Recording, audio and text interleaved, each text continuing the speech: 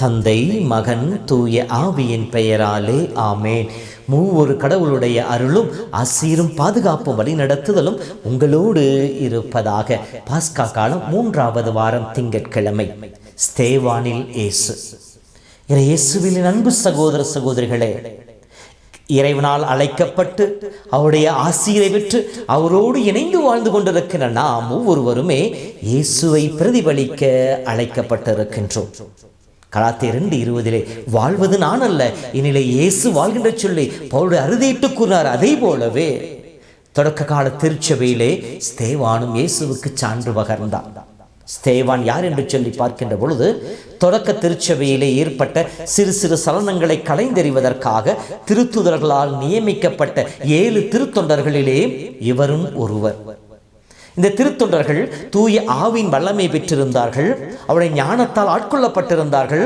அவருடைய ஆவியின் வல்லமையால் அவர் இயக்கப்படுபவர்களாக இருந்தார்கள். எனவே இவர்கள் மக்களுக்கு பணிவிடை செய்கின்ற அந்த செயலோடு தன்னுடைய காரியங்களை முடித்துக் கொள்ளவில்லை. மாறாக தூய ஆவியின் வல்லமையால் நிறைந்த அவர்கள் இயேசுவுக்கு சான்று பகர ஆரம்பிக்கின்றார்கள்.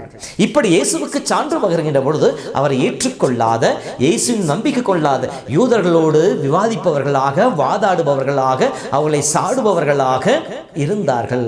அவருடைய போலியான வாழ்க்கையை பற்றி விமர்சிப்பவர்களாக இருந்தார்கள். இத்தகைய வாழ்வுதான் அவர்களை மறைசாட்சிக்கு வாழ்வுக்கு அழைத்து சென்றது. இந்த ஸ்தேவான் தான் இயேசுவுக்காக தன் உயிரை கொடுத்து மடிந்த முதல் மறைசாட்சியாகும் திருச்சபையால் உயர்த்தப்பட்டிருக்கின்றார். ஆம் அன்பு சகோதரமே, இந்த ஸ்தேவானுடைய வாழ்க்கையை நாம் பார்க்கின்ற பொழுது இதோ இன்றும் நாளையும் இவரை பற்றி படிக்க இருக்கின்றோம். இவருடைய இந்த வாழ்க்கை நிகழ்வுகளும் இயேசுனுடைய வாழ்வில் நடந்த நிகழ்வுகளும் ஏறக்குறைய ஒத்து போயிருப்பதையும், இயேசுவை போலவே இயேசு ஏற்றுக்கொண்ட இவரும் ஆண்டவரை முழுமையாக பிரதிபலித்து வாழ்ந்ததையும் நமக்கு சுட்டி காட்டுகின்றன.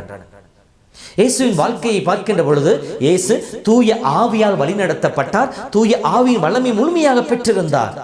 லூக்கா 4:16 ஆண்டவரின் ஆவி என்மேல் உள்ளது, அவர் என்னை அருள்பொழிவு செய்துள்ளார் என்று சொல்லி தன்னுடைய பணிவாளினுடைய நோக்கங்களை இயேசு வெளிப்படுத்துவதாக இருக்கின்றது.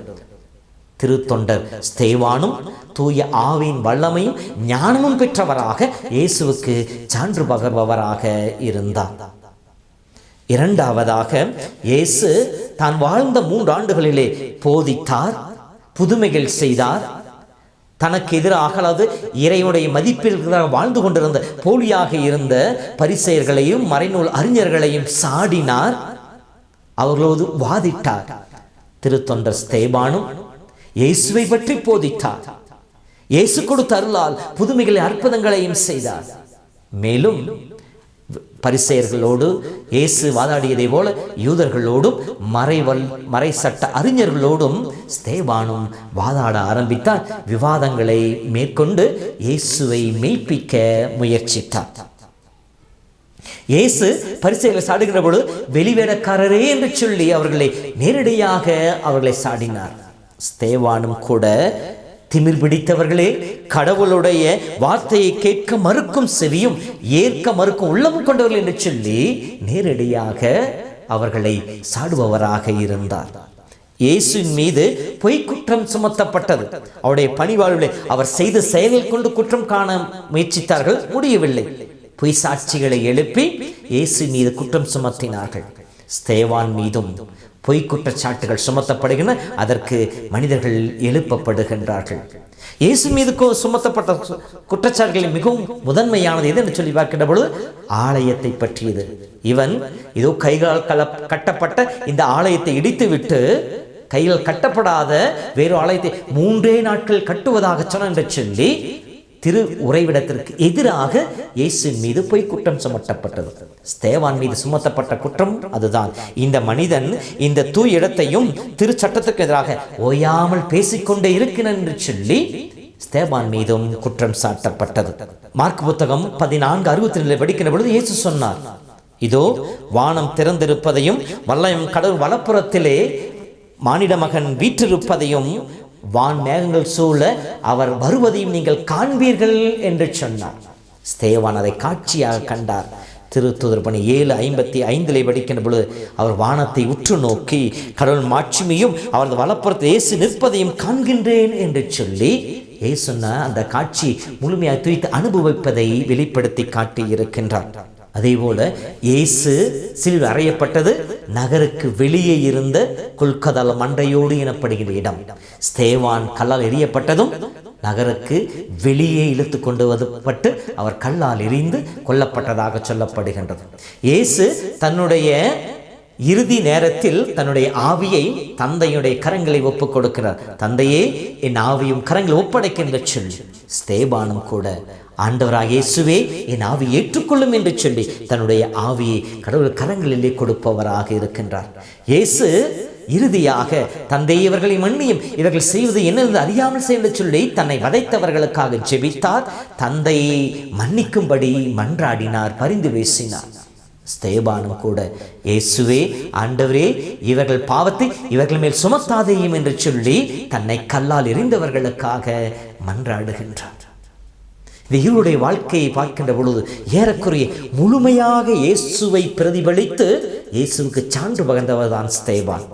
இந்த ஸ்தேவானுடைய வரலாறை படிக்கின்ற பொழுது, அவரை பற்றி சிந்திக்கின்ற பொழுது நம்முடைய வாழ்விலே எந்த அளவிற்கு நாம் இயேசுவை பிரதிபலிப்பவர்களாக இருக்கின்றோம்? அன்பு சகோதரமே, நம்முடைய வாழ்வை சிறிது அலசி பார்ப்போம். எந்த அளவிற்கு நாம் இயேசுவோடு இணைந்திருக்கின்றோம்?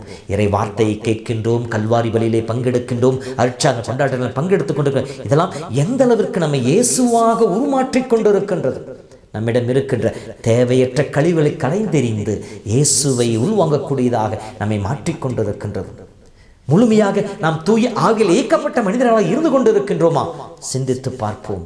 ஆவியின் வல்லமையை கேட்போம், ஆவியில் ஞானத்தை பெற்றிடுவோம், இயேசுவின் அனுபவத்தை பெற்று இயேசுவை ஆண்டவர் என்று சொல்லி நம்முடைய வார்த்தையால் அல்ல நம்முடைய வாழ்க்கையால் அறிக்கையிடுவோம். கடவுள் நம் ஒவ்வொருவரையும் ஆசீர்வதிப்பாராக. ஆண்டவர் உங்களோடு இருப்பாராக. எல்லாம் வல்ல இறைவன் தந்தை, மகன், தூய ஆவியின் பெயராலே ஆமேன்.